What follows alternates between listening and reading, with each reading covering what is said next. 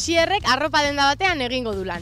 Nerea Euskal Udalekutan begirale izango da eta Nekanek pintxo eta kafe goxoak zerbitzatuko ditu taberna batean. Unibertsitatean ikasturtea amaitu eta ikasle askok udaran lan egitea erabaki dute.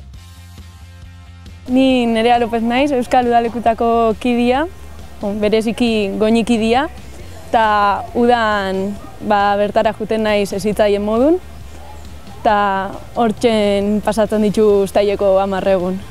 Euskal Herri osotik datozen umiekin da eurei euskaraz bizitzeko tarte bat eskaintzen. Ni ikasi nintzen denda arropa batean lan egiten, kajero moduan, eta horrela ibiliko naiz uda osan zehar. Batez ere berapenan jendea behar dute, eta beraz eremu horretan asko saltzen da. Nik itxo Bergarako taberna batean lan, kamarera moduan eta azte bukaretan. Eta ontsen udi altzen dela baitxaudan seguko lanean. Aurten 4. urtia izango zen, aurrek urtean nintzen jun, ingenieritzako proiektua entrega bian ebalako, baina aurten banoia barriz, kriston goguekin nahi. Nahi txendo lan taberna baten dana gaztia diela.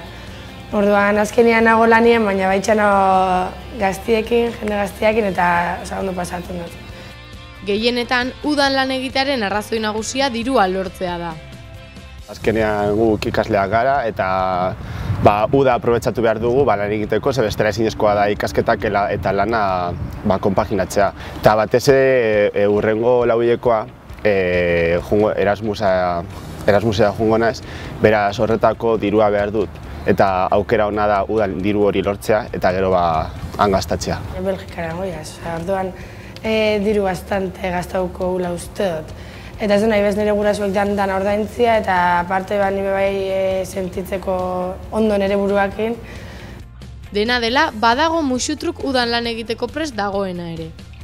Goñin diruak ez dozku motibatzen, ez dano gara bolondrezak goñin. Beste sari mota batzuk ditugu, ez? Azkenian bertan itxen dugun guztitza, maite dugulako itxen dugu, gogoz itxen dugu, eta hori da gure sarixa.